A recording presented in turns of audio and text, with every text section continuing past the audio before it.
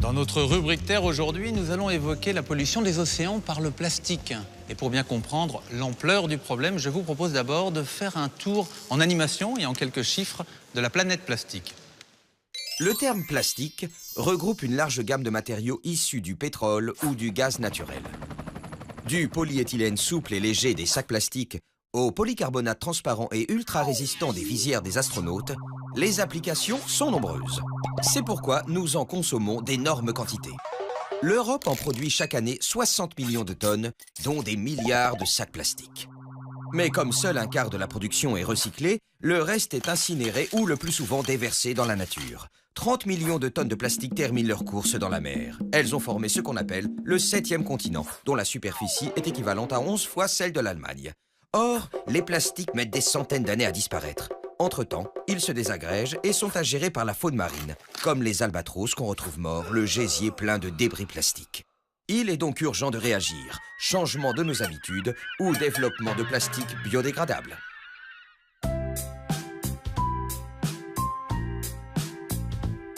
Vous avez compris le message, n'en jetons plus, la mer est pleine. Eh bien, un entrepreneur français a peut-être trouvé une solution, le plastique biodégradable fabriqué avec des algues. Nous partons tout de suite à sa rencontre à Saint-Malo, en Bretagne. Saint-Malo, sur la côte d'Émeraude, en Bretagne. Sur la plage, à première vue, des jouets en plastique ordinaire. Mais détrompez-vous, ces objets ont été fabriqués à base d'algues. Remplacer le plastique par un biomatériau 100% algues, c'est désormais possible grâce à cet homme, Rémi Lucas, un ingénieur finistérien qui a travaillé pendant 15 ans dans le plastique. Cette idée m'est venue d'une jonction de mon expérience professionnelle et de l'expérience de ma famille qui a travaillé pendant des centaines d'années dans les algues. En fait, mes grands-mères récoltaient les algues, le goémon, pour le faire fertiliser la terre dans leur ferme. Si cette tradition familiale a inspiré Rémi Lucas, lui, les algues, il en fait une toute autre utilisation. Après 10 années de recherche, il a trouvé comment créer un matériau 100% naturel capable de remplacer le plastique. Une découverte qu'il est le premier au monde à avoir industrialisée. Mon premier objectif était vraiment de réussir à remplacer le plastique, trouver la matière la plus respectueuse et la moins impactante sur le biotope. Et en fin de vie, d'arriver à une matière complètement compostable. Compostable avec une vitesse de décomposition fulgurante. Là est toute la force de l'innovation de Rémi Lucas. S'il faut plus de 500 ans pour que du plastique se désintègre, son biomatériau à lui peut se décomposer en seulement quelques heures. Ceci est un bouchon qui est composé uniquement d'algues, donc c'est un bouchon 100% à base d'algues. L'intérêt de ce matériau et de ce bouchon, c'est qu'ils vont se dissoudre complètement dans l'eau en très peu de temps. Et donc là, on voit que la matière commence à se dégrader, elle se ramollit, commence dès à présent à se décomposer. Il ne faudra pas plus de 4 heures pour que ce bouchon se désintègre. Mais rassurez-vous, les jouets de plage, eux, ne craignent pas de se décomposer dans l'eau. Selon les produits, Rémi en conditionne l'imperméabilité. Là, on a un bouchon qui va tenir un certain temps, mais on peut faire durer un peu plus longtemps sa tenue dans l'eau. Donc on travaille sur la perméabilité de la matière. Mais alors, ce nouveau substitut au plastique, comment est-il conçu ?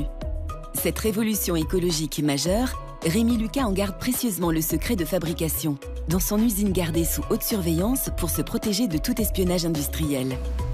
Ici, des tonnes d'algues transitent tous les mois, mais pas n'importe lesquelles, exclusivement des algues brunes. On prend cette algue parce qu'elle est très très riche en différents constituants, dont les protéines, dont un peu de lipides, dont des sucres. Et tous ces constituants-là nous aident à fabriquer, à transformer cet état d'algues fraîches en matériaux rigides. Des matériaux rigides tels que barquettes alimentaires ou emballages cosmétiques, des produits déjà commercialisés par plusieurs industriels de la région. À l'origine de cette innovation, une molécule particulière présente dans les algues brunes. Tout l'intérêt de l'innovation d'Algopac, c'est d'avoir réussi à identifier un polymère 100% végétal, naturel, qui est dans l'algue et qui remplace complètement les polymères 100% pétrosourcés qui existent dans les matériaux plastiques conventionnels. Tous les plastiques sont des polymères. Il s'agit de macromolécules. Pour les plastiques conventionnels, ces polymères sont obtenus de façon artificielle. Le pétrole a besoin de subir des réactions chimiques afin de se transformer en plastique. Chaque molécule est liée à une autre à travers des procédés chimiques qui donneront au polymère toutes ses propriétés.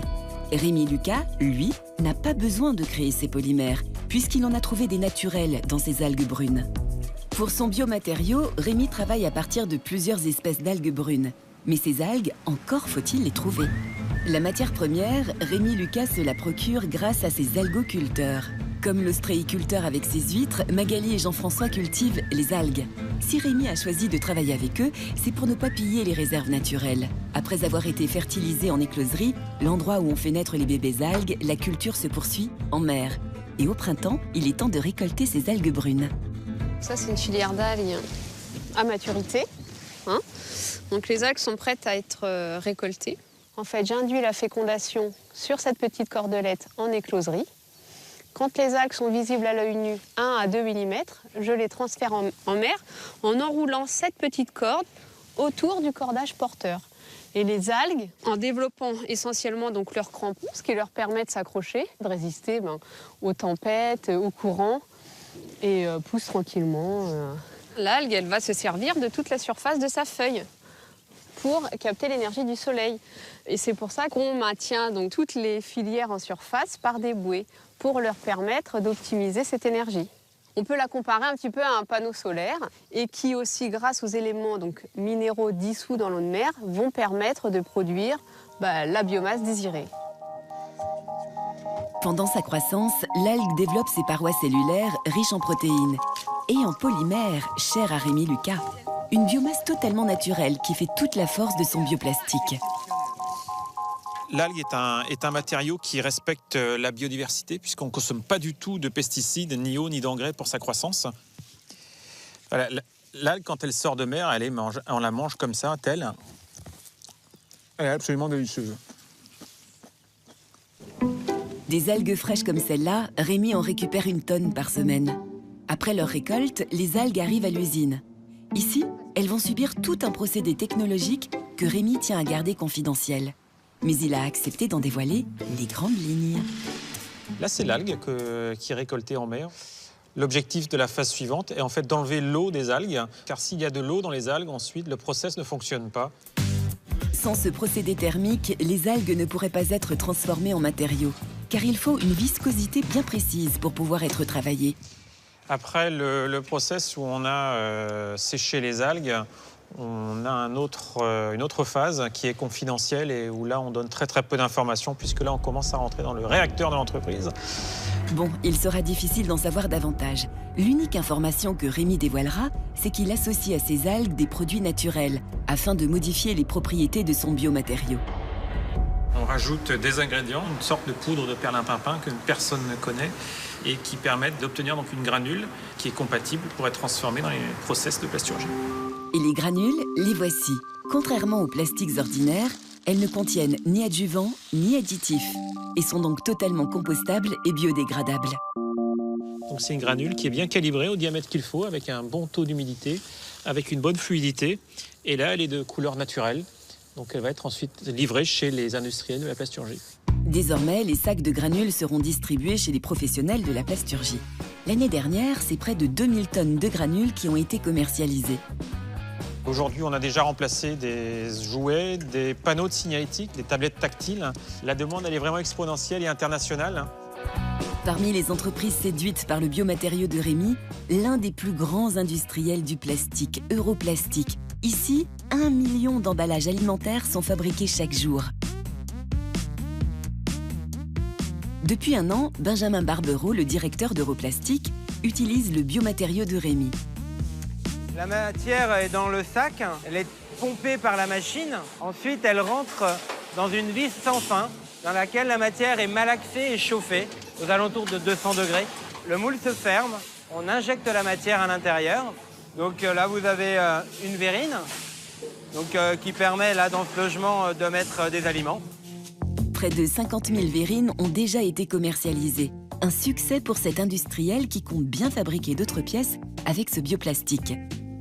Cette matière a un comportement très proche du plastique et on peut lui faire subir à peu près toutes les phases de parachèvement que l'on fait actuellement sur un plastique normal.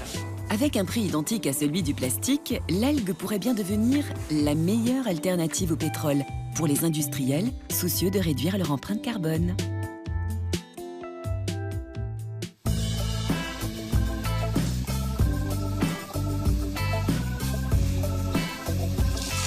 c'est parti pour les gros.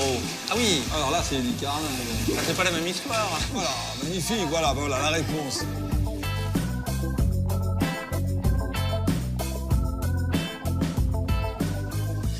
Nous sommes toujours au musée océanographique de Monaco, au-dessus de l'aquarium principal.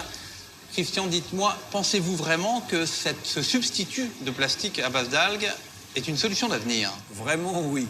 Pourquoi? Parce qu'on sait de plus en plus que le plastique, si vous voulez, qui est aujourd'hui fait en quasi-totalité à partir du pétrole, n'a pas de bonnes vertus sur le plan de la santé humaine. Donc on envisage de plus en plus de prendre du plastique fait soit à partir du maïs, soit à partir des algues. Le problème avec le maïs, c'est qu'on sait bien que pour produire du maïs, il faut énormément d'eau, que l'eau est de plus en plus comptée dans cette poussée démographique. Donc on va se tourner à l'évidence de plus en plus vers un plastique fait à partir d'algues. Donc oui, l'algue est promis un bel avenir sur le plan de l'emballage, sur le plan aussi de la santé, de la cosmétologie. D'ailleurs, un groupe a mis au point récemment une eau qui contient beaucoup plus d'oligo-éléments, et puis on met dans cette eau physio-marine un maximum d'algues et qu'on met dans toutes les crèmes de beauté.